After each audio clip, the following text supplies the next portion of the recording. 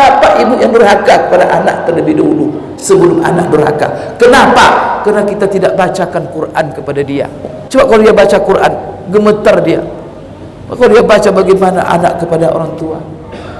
Dan jangan nanti disalahkan bapak ibu, orang tidak memberikan maaf kepada kita karena dia tak baca Quran. Kalau Quran bapak ibu menjelaskan, manusia yang paling dipuji oleh Allah manusia yang pemaaf. Bismillahirrahmanirrahim. Assalamualaikum warahmatullahi wabarakatuh. Alhamdulillahil qail fi kitabihil karim. A'udzu billahi minasy syaithanir rajim. Syahrul Ramadan alladzi unzila fihi al-Qur'an hudan lin-nasi wa bayyinatin minal huda wal furqan. Faman syahida minkum asy-syahra falyasum wa man kana maridan aw ala safarin fa iddatun min ayyamin ukhra. Yuridullahu bikumul yusra wa la yuridu bikumul usra wa litukmilul iddata wa litukabbirullaha ala ma hadakum wa la'allakum tashkurun. Wa qala ta'ala inna anzalnahu fi lailatin mubarakah. Wa qala ta'ala inna anzalnahu fi lailatul qadr. Wassalatu wassalamu ala asyrafil anbiya'i wal mursalin wa ala alihi wa sahbihi ajma'in, amma ba'd. Yang sama-sama kita muliakan Bapak Sekcam, Sekretaris Camat Kecamatan Tuah Madani yang hadir bersama kita pada malam hari ini. Yang saya muliakan Ketua Masjid Paripurna Al-Muttaqin dengan seluruh jajaran pengurus, Bapak Imam Besar, Bapak-bapak, Ibu-ibu, kaum muslimin, kaum muslimat, Al-Qa'imina wal-Qa'imat wal-Mu'takifina wal-Mu'takifat. Saya berharap bahwa kita malam ini bangun dan tidak tidur untuk i'tikaf di masjid. Karena Bapak Ibu sekalian, malam 10 terakhir ini kalau bisa kita robah jadwal hidup kita. Biasanya tidur siang, sekarang tidur malam, sekarang kita balik. Siangnya tidak tidur, malamnya tidak tidur, nanti baru pagi kita tidur. Sebagaimana dicontohkan Rasulullah i'tikaf dan dia menghidupkan malamnya, bangun, tidak ada tidur. Karena ini malam-malam yang istimewa. Apalagi malam ini malam keberapa ini? Bapak Ibu, malam keberapa? Malam ke-25. Ini malam ganjil ini. Apa kita cari di malam ganjil ini, di 10 terakhir malam Lailatul Qadar? Jangan-jangan nanti malam ini malam Lailatul Qadar. Dan karena itu kita berjaga-jaga terus. Rugi kalau kita tidur. Maka kita isi dengan baca Quran, berzikir. Paling tidak mendengar majelis ta'lim seperti ini. Kita isi waktu kita. Rasulullah sampai pagi tidak tidur. 10 malam terakhir itu tidak ada tidur. Bapak Ibu sekalian, maka malam ini kita duduk bersama dalam rangka acara memperingati nuzul Al-Quran. Bapak Ibu sekalian, kenapa kita peringati nuzul Quran ini di bulan Ramadan? Dan apa hubungan Ramadan dengan nuzul Quran? Pertama sekali untuk kita ketahui, tidak bisa dipisahkan bulan Ramadan dengan nuzul Quran. Ketika Allah menyebutkan bulan Ramadan adalah bulan yang wajib kita berpuasa, maka Allah menyebut apa sifat bulan Ramadan itu? Syahrul Ramadan alladzi unzila fihil Quran. Itu artinya diwajibkan kepada kamu berpuasa selama bulan Ramadan, yang mana bulan Ramadan itu adalah bulan yang diturunkan di dalamnya Al-Quran. Jadi kita peringati nuzul Quran. Kenapa? Di bulan Ramadan turun Al-Quran. Bapak Ibu sekalian, di dalam ayat yang lain Allah mengatakan begini, inna anzalnahu fi lailatin mubarakah.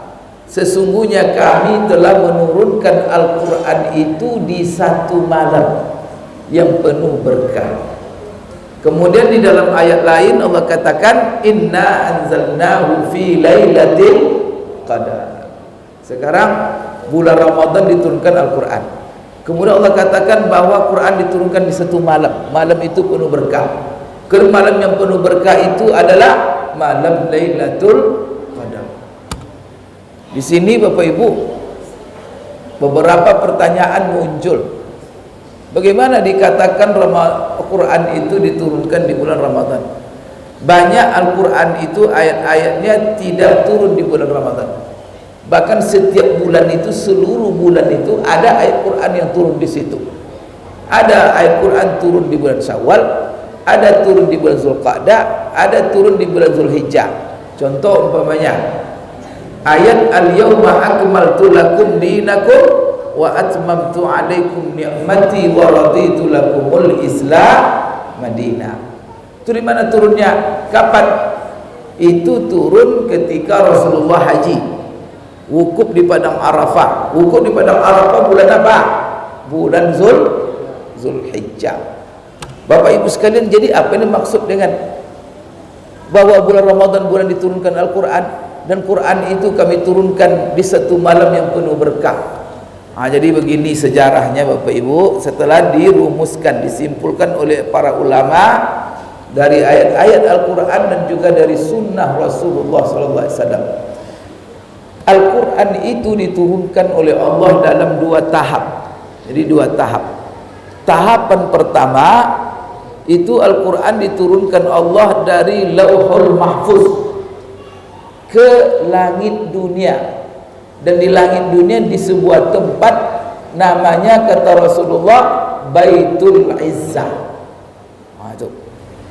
Jadi Bapak Ibu jangan tanya sama saya, di mana alamat Baitul Izzah itu Pak Ustaz, saya mau ke sana, jalan nampak. Allahu a'lam. Yang jelas dari Lauhul Mahfuz ke langit dunia di sebuah tempat Baitul Izzah.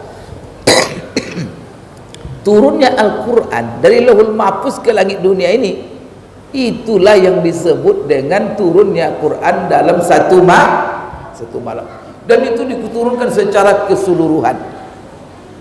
Kemudian malam yang diturunkan Al-Quran dari Lauhul Mahfuz ke Baitul Izzah itu Allah jadikan malam yang penuh berkah.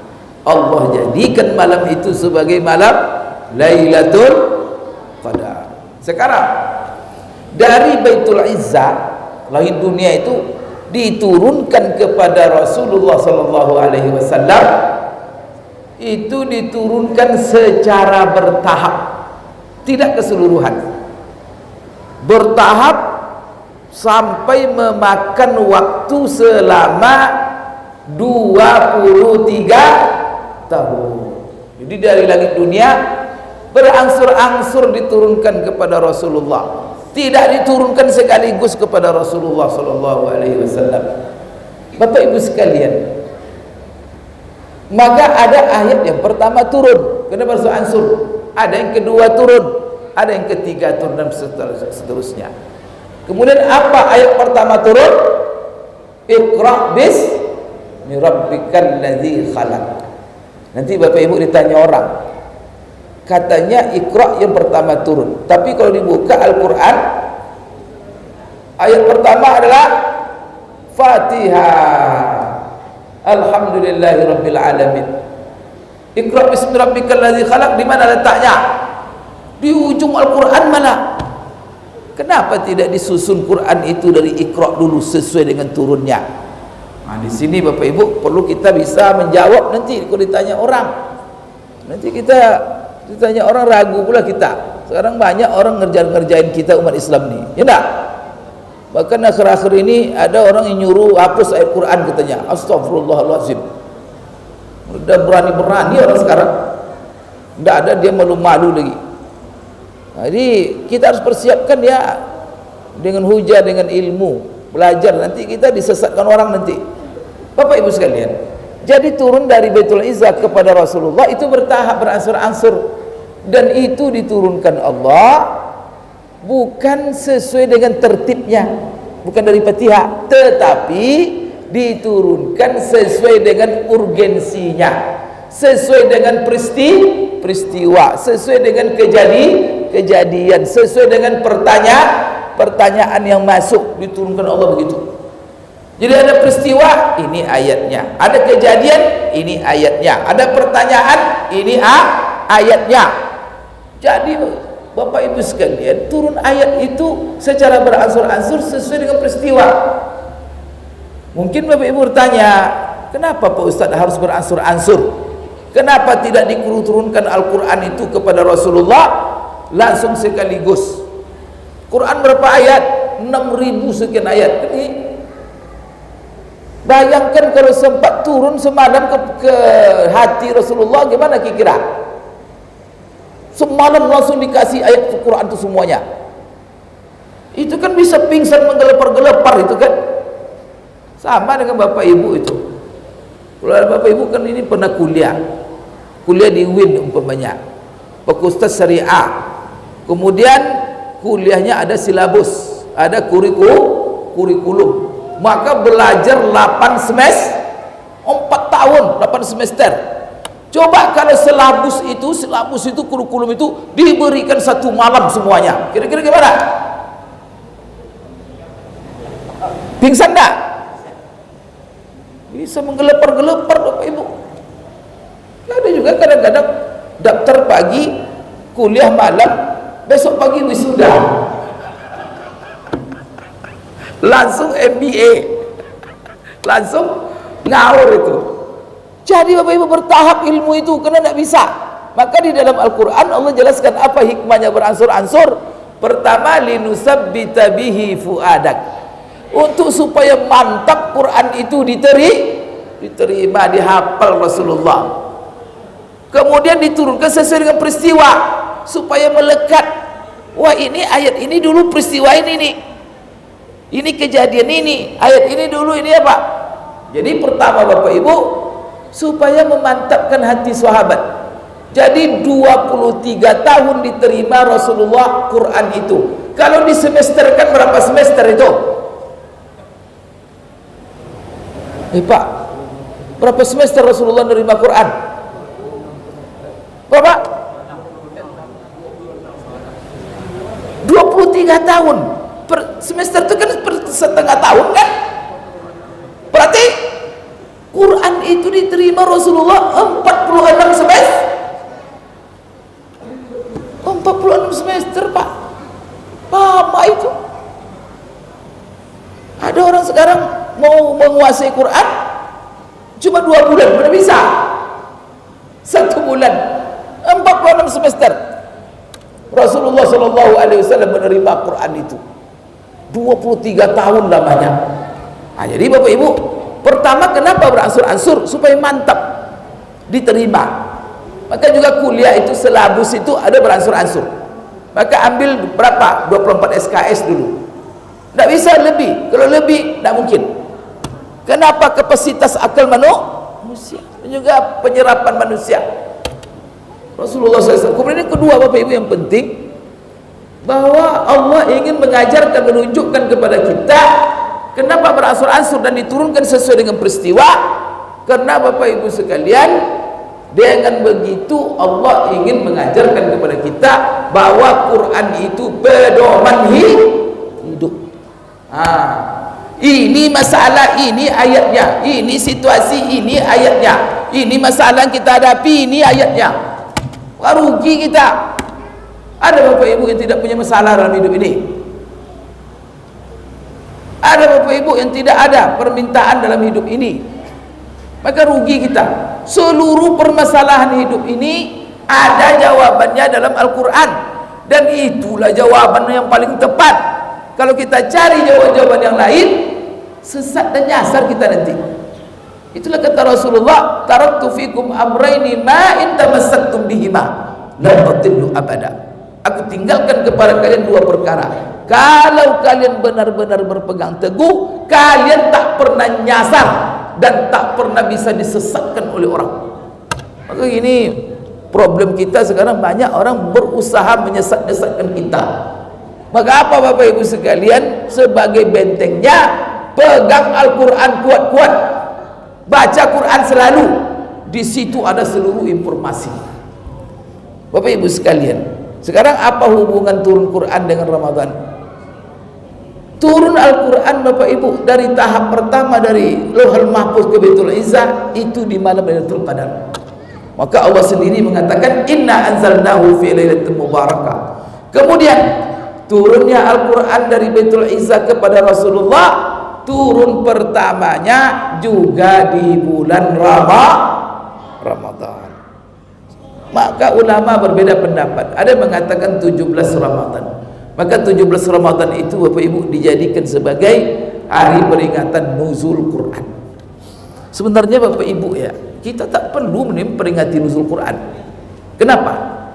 Karena Ramadan ini disyariatkan Allah sebenarnya, kalau Bapak Ibu mau tahu, untuk Al-Quran ini. Ramadan ini ya disuruh kita puasa. Siang tak boleh kita makan, siang tak boleh kita minum, tak boleh mendekati istri. Malam kita nanti tak tidur, setelah berbuka tidur Bapak Ibu, tak siap-siap tarawih. Bapak Ibu, apa hakikatnya itu? Hakikatnya bahwa Ramadan ini adalah Al-Quran. Jadi begini, disuruh kita puasa karena Al-Quran ini diturunkan pada bulan Ramadan. Maka setiap Ramadan kita perbaharui kegembiraan kita. Maka kita ini apa? Kegembiraan umat Islam secara bersama setiap Ramadan, yang hakikatnya sebenarnya menyambut Al-Quran. Dan kita perbaharui setiap tahun. Setiap Ramadan datang, maka Allah syariatkan, Allah wajibkan kita puasa. Maka apa arti puasa itu sebenarnya? Tak boleh makan, tak boleh minum. Bapak Ibu, sebenarnya kita tak boleh puasa, tak boleh makan, tak boleh minum supaya apa? Di siang hari itu kita fokus dengan Al-Quran. Karena ini hari pesta Al-Quran ini. Maka subhanallah, kemarin di Jogja ada buat kemarin pesta 5 kilo panjangnya, orang sepanjang jalan baca. Itu bagus itu.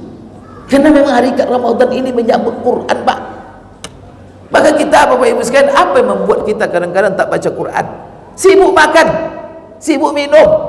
Kemudian apa lagi? Sibuk cari makan. Kadang-kadang dipanggil istri. Oh, Ramadan tak ada lagi.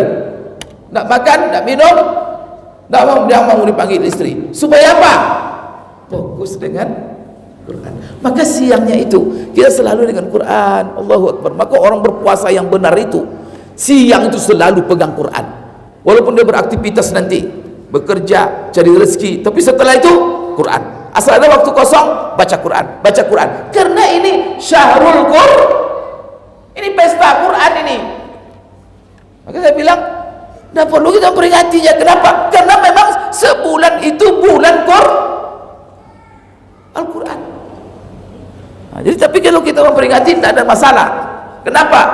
Kita memperingati pertama turunnya Al-Quran. Karena turun Al-Quran dari Baitul Izzah, yaitu di bulan Ramadan, kemudian di malam 17. Tetapi Ramadan itu semuanya Al-Quran. Sobat Bapak Ibu, lihat. Siangnya kita baca Quran terus. Malam setelah kita berbuka, kita siap-siap tarawih. Tarawih itu hakikatnya sebenarnya, di samping sholatnya, hakikatnya tarawih itu dalam rangka mendengar Quran. Kalau siangnya kita baca dengan mulut kita, kita lihat dengan mata kita, kemudian telinga semua ikut, pikiran apa. Nanti malam siap-siap kita tarawih, mendengar bacaan imam. Sebenarnya Bapak Ibu, kalau Bapak Ibu pergi kemana-mana, memang tarawih ini kan macam-macam variasinya. Ada orang yang tarawih 23 masuk witir. Ada orang yang tarawih 13 masuk witir. Ada orang yang Bapak Ibu di dunia ini tarawihnya 11 rakaat masuk witir. Tapi kalau kita ini kan 11 ini. Tapi untuk Bapak Ibu ketahui, ini seluruh nih Bapak Ibu, kecuali Indonesia. Di Indonesia ada yang lebih dahsyat.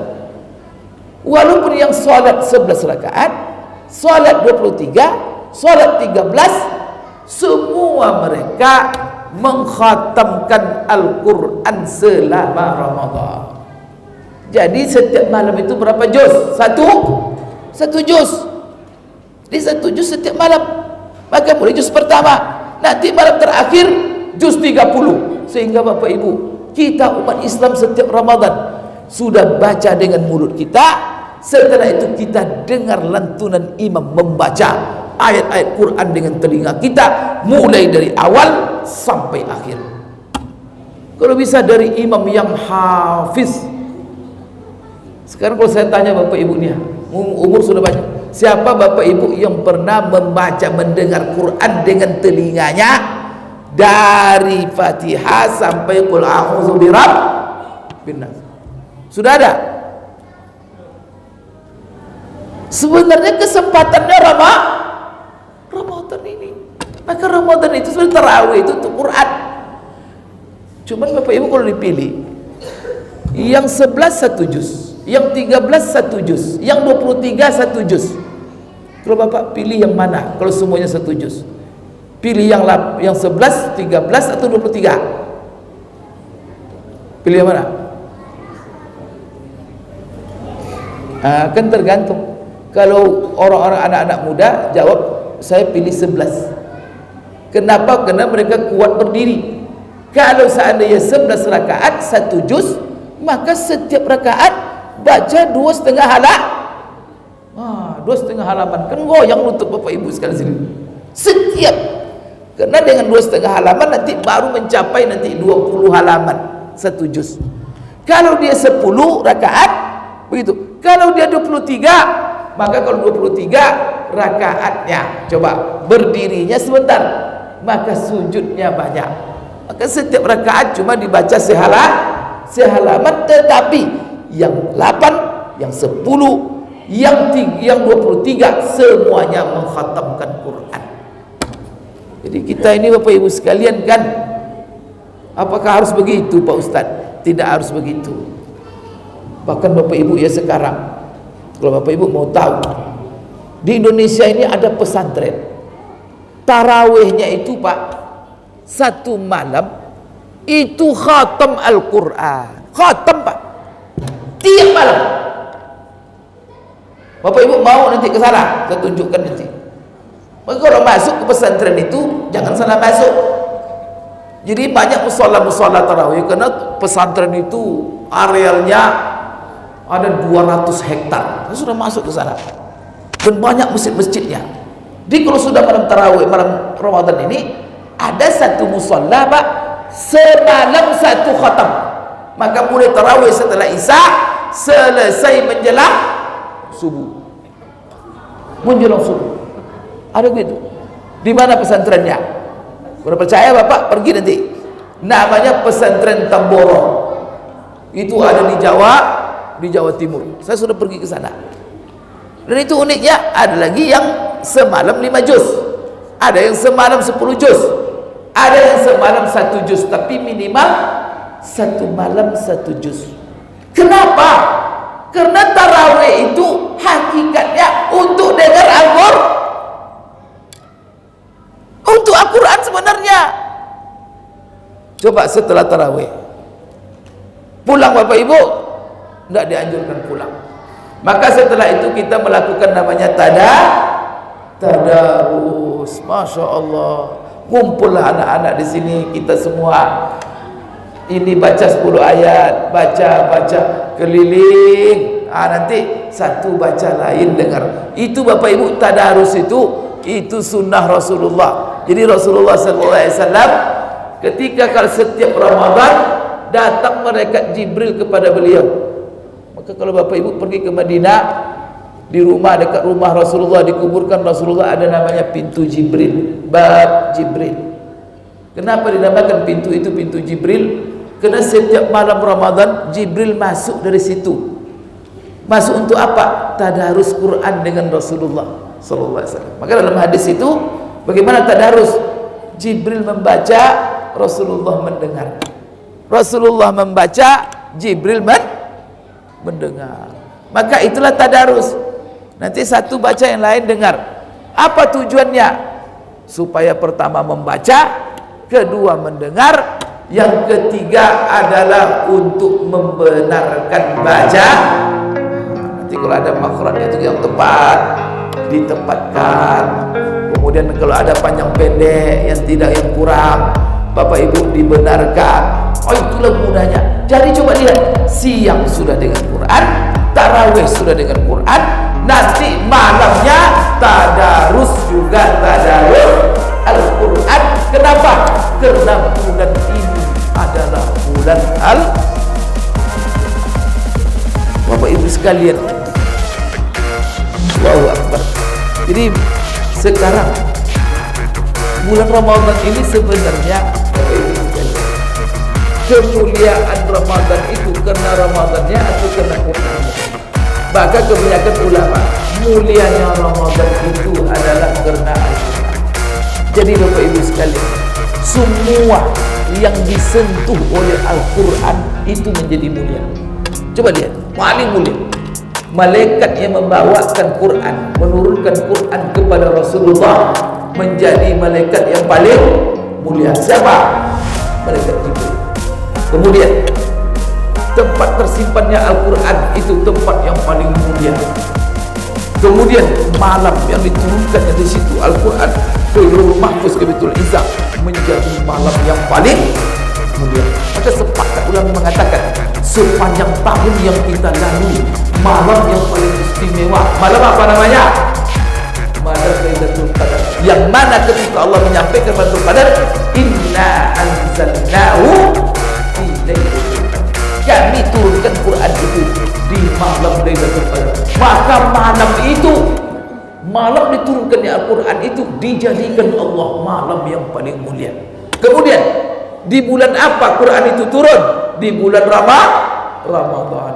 Kemudian bulan Ramadan karena disentuh oleh Al-Quran, karena di situ Quran diturunkan, maka Ramadan menjadi bulan yang paling mulia. Maka kalau ditanya kenapa Ramadan itu merupakan bulan yang paling mulia, maka jawabannya karena di dalam Ramadan itu diturunkan Al-Quran. Bapak Ibu, semua yang disentuh Quran jadi mulia.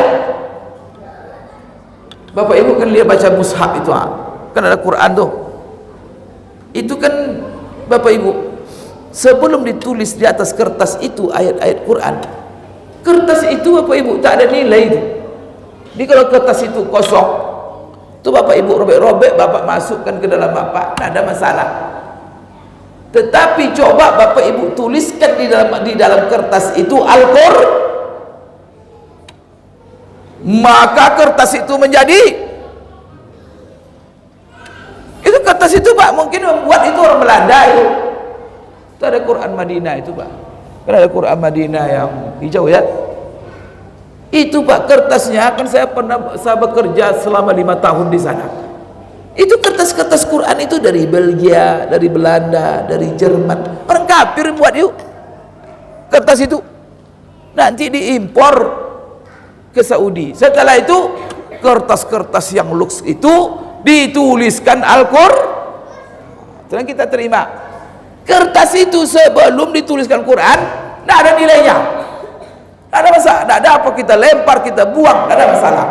Tetapi kalau sudah ditulis Al-Quran di situ, maka kita cium, kita taruh di kepala kita. Allahu Akbar. Hati-hati kita menaruhnya, jangan kita langkahi. Maka kalau ada orang bilang, apa-apaan kamu ini? Kan itu kertas itu. Masa kertas saja kamu? Masalahnya betul itu kertas, tapi kertas itu sudah disentuh oleh Al-Quran. Maka bapak-bapak, ibu-ibu, saya pesan, kalau pesta nanti undangan-undangan itu jangan ditulis ayat Quran di situ. Karena ketika bapak tulis ayat Quran, undangan itu jadi mulia itu kertas itu. Nanti dikasih sama orang, ditaruh untuk sampah. Kertas yang bertuliskan ayat Quran itu, maka wajib dijaga. Maka pesan saya Bapak Ibu, kalau nanti buat undangan jangan ditulis ayat Quran. Kalaupun apa nanti terjemahannya saja, terjemah Indonesia saja, jangan ayat. Karena kalau ayat wajib dijaga. Bisa Bapak Ibu jamin orang-orang yang menerima undangan kita dijaganya? Nanti siapa yang berdosa? Ini Bapak Ibu, di dinding ini juga begini ya. Kalau kita tulis Al-Quran, dindingnya dimulia ini. Bapak Ibu sekalian, semuanya yang bersentuhan dengan Al-Quran. Sekarang Bapak Ibu, Nabi yang diturunkan kepadanya, yang menerima Al-Quran, maka menjadi Nabi yang paling. Jadi kalau kita ditanya, apa sebab Nabi kita itu Nabi Sayyidul Anbiya wal Mursalin, Nabi yang paling mulia? Bapak Ibu, karena dia Nabi yang menerima Al-Quran. Kemudian Bapak Ibu, kota yang di situ, di tempat diturunkannya Al-Quran, menjadi kota yang paling mulia. Mana kota tempat turun Al-Quran? Bapak Ibu, di Pekanbaru turun Quran itu, di Tua Madani. Di mana? Di Jerman. Tidak ada kota yang mulia di dunia ini. Jerman, Amerika, tidak ada. Prancis apa, tidak ada mulia semua. Kota yang paling mulia apa? Yang disebut dengan tanah suci. Dua Bapak Ibu, Mekah satu, Madinah satu. Yang disebut dengan tanah haram, tanah suci. Kalau Bapak membaca apa yang ditulis oleh ulama, kenapa itu tanah suci, tanah yang mulia? Ketika mereka menguraikan, karena dua kota ini adalah mahbatul wahyi, tempat turunnya wahyu. Dahsyat Bapak Ibu, sentuhan Quran ini. Kota tempat Quran diturunkan menjadi kota yang paling Nabi. Kemudian Bapak Ibu sekalian, umat yang pegangan hidupnya Al-Quran menjadi umat yang paling mulia. Maka umat yang paling mulia adalah kita, umat Rasulullah sallallahu alaihi wasallam. La ilaha illallah. Bapak Ibu, terbayang Quran itu. Maka ini Bapak Ibu, anak ini kalau disentuh Quran ini, anak ini mulia sekali ini. Oleh karena itu, orang yang Bapak Ibu sekalian, bagaimana Rasulullah memuliakan orang-orang Quran. Di dada ini kalau diisi dengan Quran, maka menjadi mulia. Maka rongga yang tidak ada Quran, itu rongga yang kacau. Tidak ada isi Quran. Maka kita umat Islam wajib dalam rongga kita ada Quran. Tidak boleh tidak ada. Minimal apa? Minimal kita punya hafalan surat Al-Fatihah. Ada Bapak Ibu yang tidak hafal Fatihah sini? Itu minimal, wajib itu. Karena kalau Bapak tidak hafal Fatihah, salat ya tambahlah qul huwallah inna a'taina. Tapi Bapak Ibu kalau bisa perbanyak hafal Quran. Ya Allah, rongga yang disentuh Quran rongga mulia. Kalau dada kita mau menjadi dada yang mulia, masukkan di situ Quran. Otak, kalau otak yang mulia, warnai dia dengan Quran. Semuanya Quran Bapak Ibu. Apapun yang disentuh Quran jadi mulia. Rasulullah sallallahu alaihi wasallam Bapak Ibu, kalau dia dengan sahabat-sahabatnya duduk ini begini ya, membuat majelis taklim, dia Bapak Ibu tidak mungkin memulai pembicaraannya kecuali dia lihat siapa yang hadir. Kalau dilihat dia yang hadir banyak penghafal Quran, dia panggil ke depan. Utsman sini, Abdurrahman sini, Ubay sini.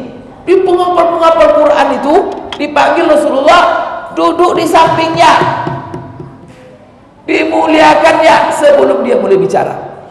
Setelah seluruh yang mulia penghafal Quran itu duduk di sampingnya, baru Rasulullah. Begitu Rasulullah memuliakan ahlul Quran. Bapak Ibu, ketika perang Uhud, mati syahid sahabat di situ lebih 70 orang.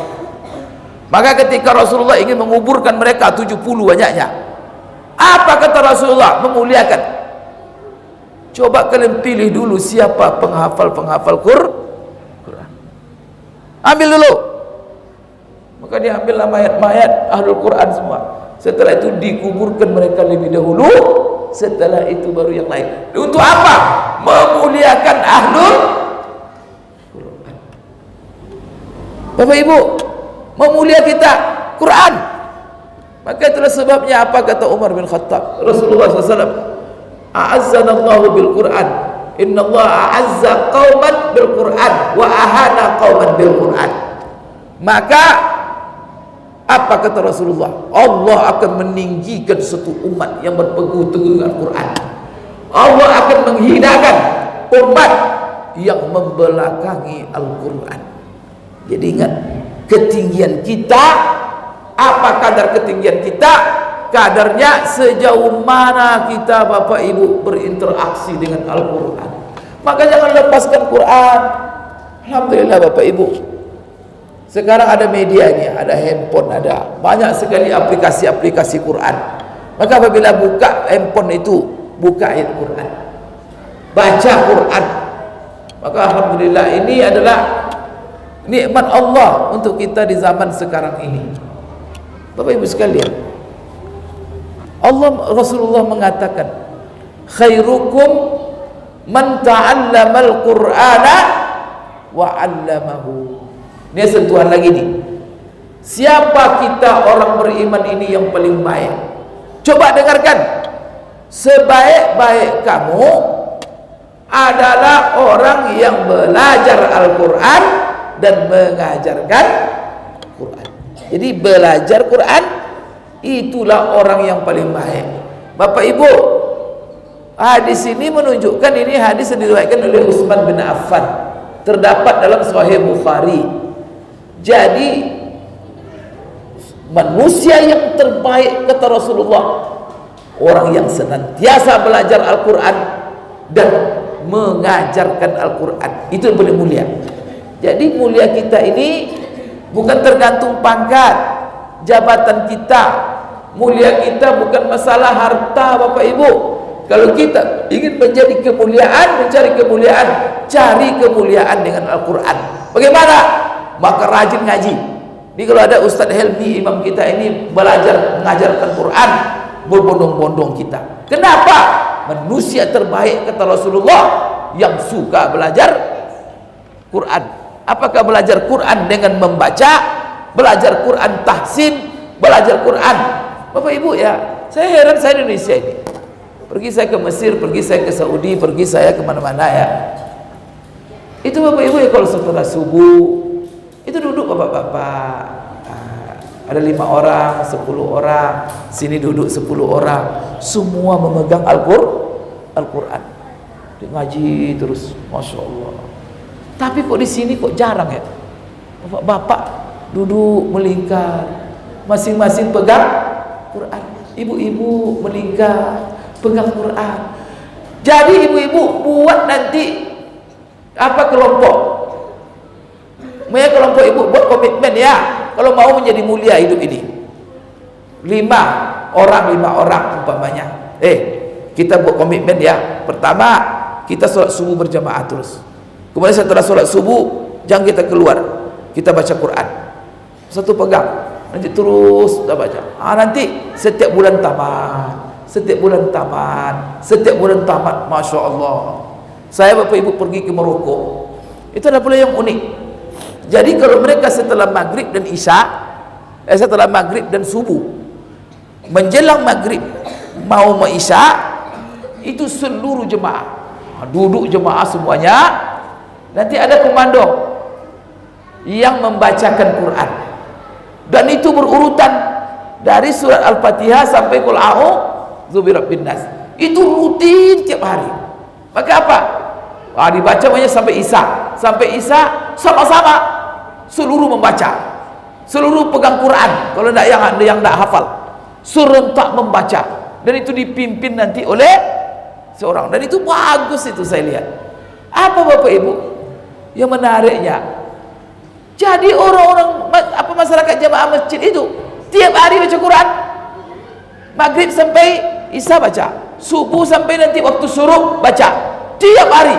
Maka kadang-kadang umurnya 60-70 tahun, dan itu rutin di masjid barangkali dia sudah tamatkan Quran bersama itu mungkin berpuluh-puluh kali. Jadi Bapak Ibu, saya ketika itu menghadiri solat Jumat saya di sana. Jadi ada khatib khutbah. Saya melihat jemaah itu semua, kalau khatib itu baca ayat, itu jemaah itu secara diam-diam menyambung semua.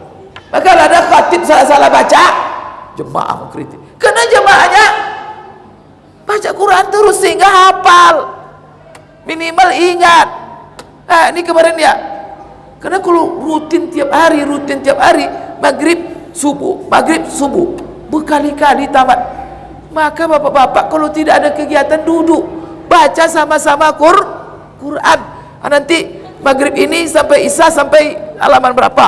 Berapa? Besok sambung lagi subuh, terus sampai nanti qul a'udzu birabbin nas. Nanti diulang lagi ke belakang lagi. Sehingga apa?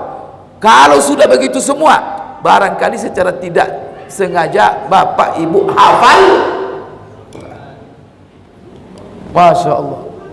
Bapak ibu sekalian, kenapa ini dibuat? Karena kemuliaan kita belajar Quran dan mengajarkan Quran. Bapak ibu sekalian, sekarang Rasulullah bilang yang mulia kita ini adalah yang belajar Quran, yang mulia kita ini yang mengajar Quran. Itu kalau bahasa sederhananya Pak, yang paling mulia itu adalah orang yang mengaji dan guru mengaji. Itulah orang yang paling mulia. Cuma Bapak Ibu sekalian, dalam realita masyarakat kita, kadang-kadang Bapak Ibu, ya Allah, risau kita. Maka memperingati nuzul Quran ini saya ingin mengingatkan Bapak Ibu, Rasulullah mengatakan sebaik-baik kamu yang mengaji, rajin mengaji dan guru mengaji. Itu yang paling baik, itu yang paling mulia. Sudahkah kita Bapak Ibu memuliakan guru-guru kita mengaji, guru-guru mengaji kita? Penghargaan yang paling rendah untuk profesi di tengah-tengah kita, penghargaan untuk siapa? Gaji yang paling rendah, gaji siapa? Rasulullah bilang yang paling mulia. Tapi guru mengaji paling, berapa gaji guru mengaji kalau masjid ini? 500 UMR Pekanbaru berapa Pak Camat? 3 juta UMR. Guru mengaji kadang-kadang ada yang diberi 200.000 cuma. Itulah masalah ibu-ibu kalau ada guru mengaji melamar anak gadis ibu-ibu. Ibu-ibu kan kalau ada anak bujang melamar anak kita, apa ibu tanya dulu? Ibu-ibu, apa ibu tanya dulu? Bu, saya ingin melamar anak ibu, tertarik saya kepada anak ibu. Apa yang ibu tanya dulu? Yang pandai ngajinya enggak? Mana? Tanya di mana Astagfirullah. Kerojo. Itu salahnya. Maka sekarang tidak menarik anak-anak kita ini menjadi guru mengaji. Karena kita tidak menghargai mereka. Coba masyarakat, orang yang paling dihargai itu guru mengaji. Berebut-rebut anak kita jadi guru mengaji 200.000. Jadi coba umpamanya dia datang kepada ibu seorang anak muda, Bu, saya mau lamar anak ibu. Ibu tanyalah, di mana nak kerojo? Guru mengaji Pak, Bu. Ibu terima lamarannya. Ibu-ibu terima tak? Anak saya masih sekolah dulu. Tuh. Dia masih lanjut kuliah, belum lagi untuk menikah katanya. Itu datang nanti yang berdasi, di mana kerojo? Wah, saya direktur Pertamina katanya. Panggil anaknya. Sekarang juga kau berhenti kuliah. Gimana kita ini menjadi umat yang paling mulia Pak? Bu, itulah masalahnya anak-anak kita ini. Ya Allah, Bapak Ibu sekalian, ya anak-anak kita ini jadi guru mengaji. Maka di sini Bapak Ibu saya ingin apa? Karena ini paling mulia adalah jadi guru mengaji. Ada Bapak Ibu bercita ditanya orang, Pak Bu, Apa cita-cita ibu bapak untuk anak ibu ke depan? Ni anak kecil-kecil ni. Kalau bapak ibu tanya ni, ditanya kan anak ibu-ibu ni. Oh ni, kamu siapa namanya? Hamdan. Namanya Hamdan. Nanti ibu Hamdan ditanya, ibu, apa cita-cita ibu untuk Hamdan ke depan? Tanya pula ini bapak, kamu siapa namanya? Ahmad. Masing-masing ditanya, apa cita-cita ibu untuk anak ibu?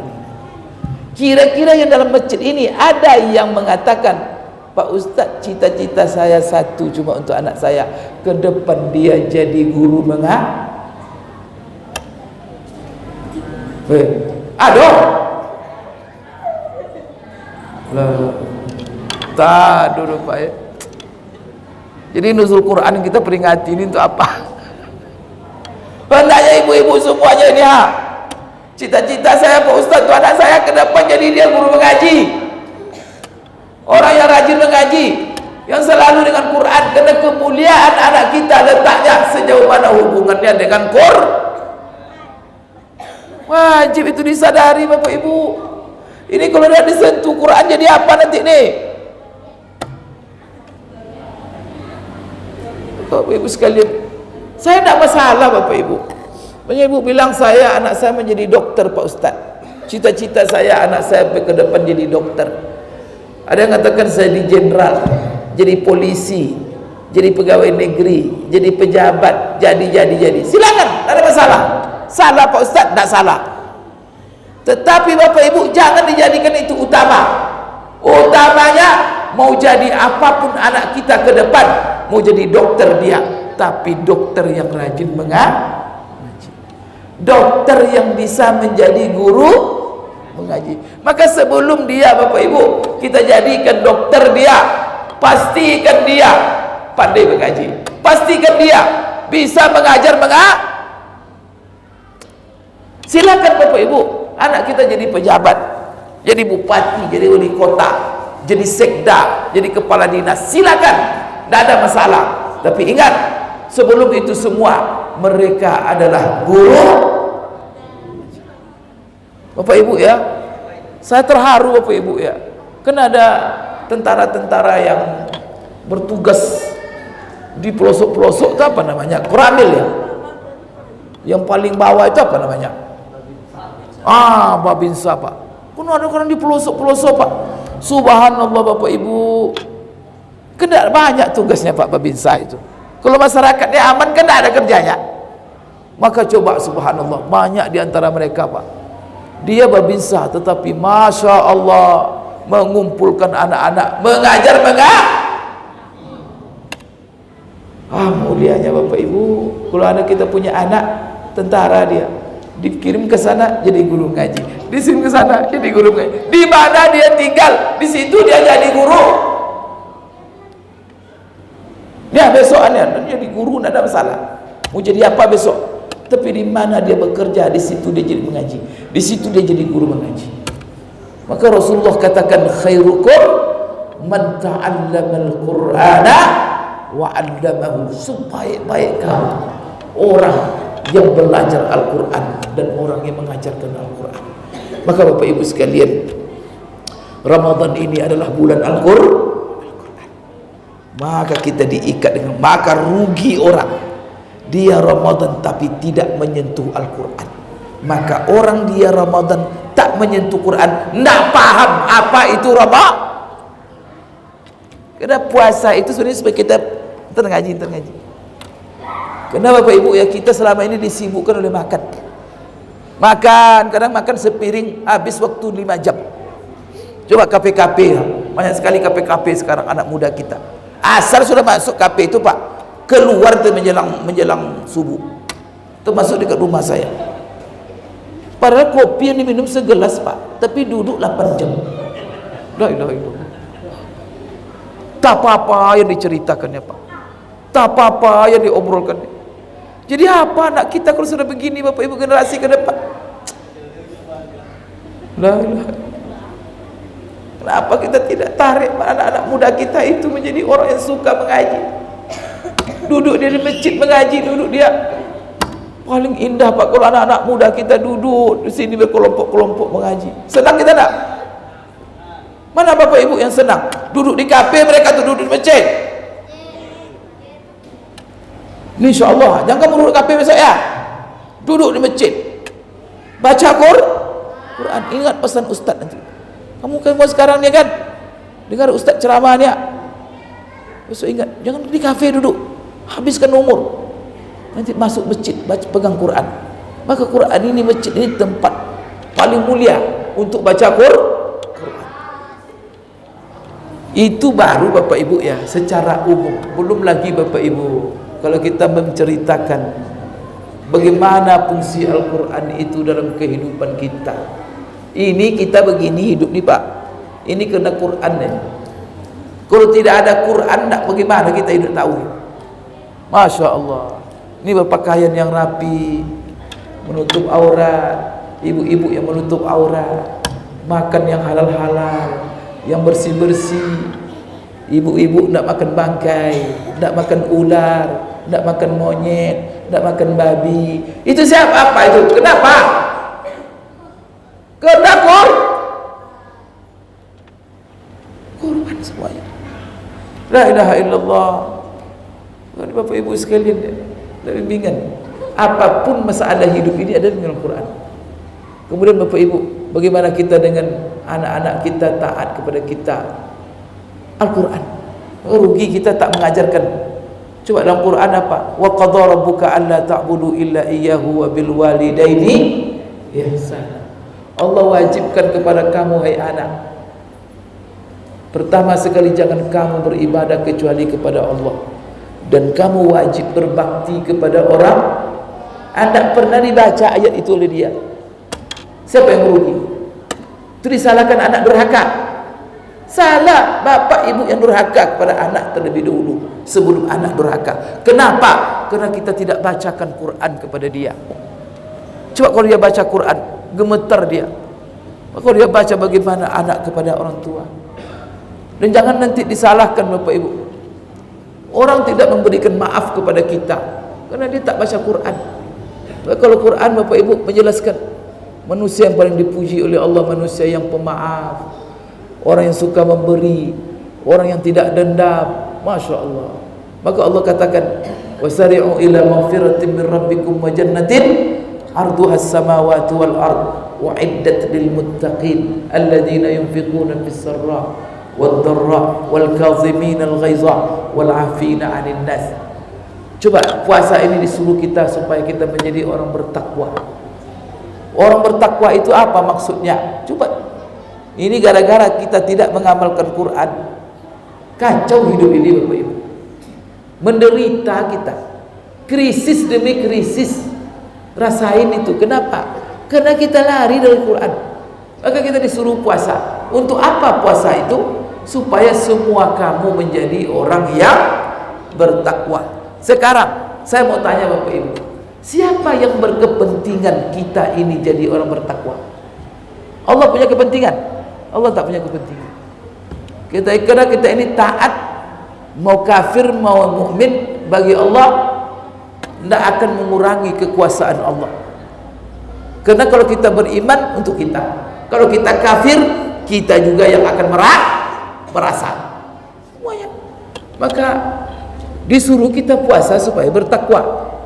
Kalau Bapak Ibu bertakwa ini disuruh semua kita puasa, kemudian supaya kita bertakwa. Jadi siapa yang berkepentingan kita ini bertakwa? Bertakwa itu kan Bapak Ibu menjalankan perintah Allah, menjauhi larangan Allah. Maka kalau seandainya semua orang sudah bertakwa dengan puasa ini Bapak Ibu, maka kita enak hidup ini. Maka tidak ada gelisah hidup ini. Pak, Ibu, kenapa minyak goreng langka sekarang? Apa masalahnya? Karena minyak goreng ditimbun oleh orang-orang yang tidak bertakwa. Kenapa minyak solar sekarang antri? Kenapa barang-barang itu pada mahal? Sebentar Bapak Ibu menjerit sebentar. Kalau diurus oleh orang tak bertakwa, menderita kita. Maka coba kalau bapak-bapak dapat istri yang bertakwa, siapa yang diuntungkan? Istri yang bertakwa, istri yang melaksanakan perintah Allah terhadap suaminya, maka dia taat kepada suami, tak pernah dia menyanggah suami, dia berkhidmat kepada suami, hal yang dilarang oleh Allah dia hindari. Beruntung kita. Itu istri bertakwa. Tapi coba dapat istri yang selingkuh, gimana kira-kira? Kacau kita. Bapak Ibu, ini negara ini habis anggaran negara ini. Tahu gak? Gara-gara apa? Ngurusin orang tak bertakwa. Ya tak? Kenapa ada KPK? Kenapa ada ini? Ada ini. Habis separuh anggaran negara ini untuk membayar orang-orang yang mengurusin orang-orang tak bertakwa. Tapi coba, seluruh masyarakat ini bertakwa. Perlu ada polisi? Perlu ada jaksa? Perlu ada hakim? Maka pembangunan ini habis dana untuk ngurusin orang bertakwa, orang penipu, orang yang auzubillah, koruptor, kemudian inna lillahi wa inna ilaihi raji'un, kena lari dari Al-Quran. Intinya Bapak Ibu lari dari Quran. Nah, maka di sini Bapak Ibu sekalian, mari kita sama-sama Bapak Ibu menyadari ya, bulan Ramadan ini bulan pesta Al-Quran. Imam Syafi'i Bapak Ibu kalau sudah Ramadan maka dia baca Quran ini 60 kali khatam selama Ramadan. Berapa khatam? 60 kali rutin setiap Ramadan. Karena pesta Quran. Maka mereka sudah buku-buku lain tak dibaca lagi karena ini bulan Quran. 60 kali khatam berarti setiap hari 2 khatam. Siang 1 kali khatam, malam 1 kali khatam. Maka dia dengan Quran. Ya, maka Bapak Ibu dulu ya di kampung-kampung saya kan orang menghina. Dulu saya masih ingat tahun 70. Kalau sudah pagi-pagi Ramadan itu, kalau pulang dari masjid, saya masih ingat sekali. Jadi kan masjid dari rumah saya itu sekitar setengah kilo lebih. Itu kalau keluar masjid saya masih ingat terngiang-ngiang. Keluar dari masjid itu, pulang kan susah subuh. Itu rumah-rumah itu yang dilalui itu semuanya gaya suara lebah semua. Itu suara lebah. Kenapa gaya suara lebah? Karena seluruh penghuni rumah baca Quran semua. Sekarang coba keluar kita dari masjid, lewat rumah-rumah, apa yang kita dengar? Sekarang Bapak Ibu, Allahu Akbar. Ya, mudah-mudahan Bapak Ibu sekalian dengan peringatan nuzul Quran ini, mari interaksi kita dengan Quran. Kita disuruh dengan Quran ini Bapak Ibu. Namanya pertama Alkitab. Kitab itu pedoman utama. Yang kedua namanya Quran, supaya selalu dibaca. Karena Quran itu dari kata qiraah. Kenapa dinamakan Quran ini Quran? Supaya senantiasa kita baca siang dan malam. Kemudian nama Quran itu juga az-zikir. Az-zikir itu artinya peringatan. Karena dengan Quran itu kita diingatkan dengan banyak hal. Terakhir Bapak Ibu, Quran itu dinamakan dengan Al-Furqan. Furqan itu pembeda antara yang hak dan yang batil. Maka kalau Bapak Ibu, mana yang benar, mana yang tidak benar, baca Quran. Mana informasi yang salah, mana informasi yang benar, baca Quran. Maka Quran adalah barometer kebenaran semuanya. Dan kebenaran dalam Quran itu kebenaran yang mutlak. Dan mudah-mudahan Bapak Ibu sekalian dengan sentuhan Al-Quran. Kenapa Bapak Ibu kita kadang-kadang malas baca Quran? Kalau kita malas baca Quran Bapak Ibu, itu salah satu penyebabnya kena banyak dosa. Salah satu dosa itu dosa hati. Salah satu dosa hati itu adalah sombong. Maka di dalam Al-Quran Allah katakan, innama yu'minu bi ayatina alladzina idza zukkiru biha kharru sujjada wa sabbahu bihamdi rabbihim wa hum la yastakbirun. Jadi kalau ada kesombongan dalam hati kita, mantul Quran itu, maka tak mau, tak ada selera dia baca Quran. Jadi kalau kita Mau baca Quran tidak ada selera, dosa lagi banyak, maka perbanyak istighfar. La ilaha illallah. Padahal Quran ini Bapak Ibu,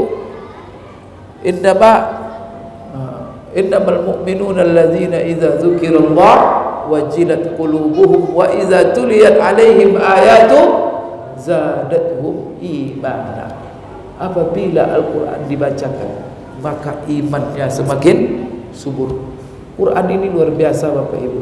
Kalau orang memahaminya, maka dia menyentuh kalbu luar biasa. Maka kalau kita tidak tersentuh iman kita oleh Al-Quran, maka belajar cepat, belajar. Rugi kita Bapak Ibu, dan kita tak masuk orang-orang yang beruntung. Maka di sini mari kita rajin belajar Al-Quran. Kalau bisa tadi dibuat kelompok-kelompok, setiap pagi baca Quran, benarkan bacaan kita. Kemudian kalau kita tak baca Quran, banyak kebaikan yang hilang Bapak Ibu. Satu-satunya yang kita baca itu, walaupun kita tidak paham, tetapi kita mendapat pahala, itu cuma Al-Quran. Satu huruf 10 pahala. Atau tidak kita sentuh-sentuh bertahun-tahun. Inna lillahi wa inna ilaihi raji'un. Dapat saya sampaikan Bapak Ibu, mudah-mudahan peringatan Nuzul Quran ini bermanfaat bagi diri saya sendiri dan juga Bapak Ibu sekalian yang mendengar, dan menjadi peringatan bagi kita semua untuk lebih berinteraksi dengan Quran, baik membaca, mempelajarinya, memahaminya, dan tingkat tertinggi dari Al-Quran itu adalah mengamalkan, menjadikan Al-Quran itu hidup dalam kehidupan kita. Apapun kemana kita melangkah, Quran pedomannya. Apa yang kita ucap, Quran pedomannya. Inilah yang ingin saya sampaikan.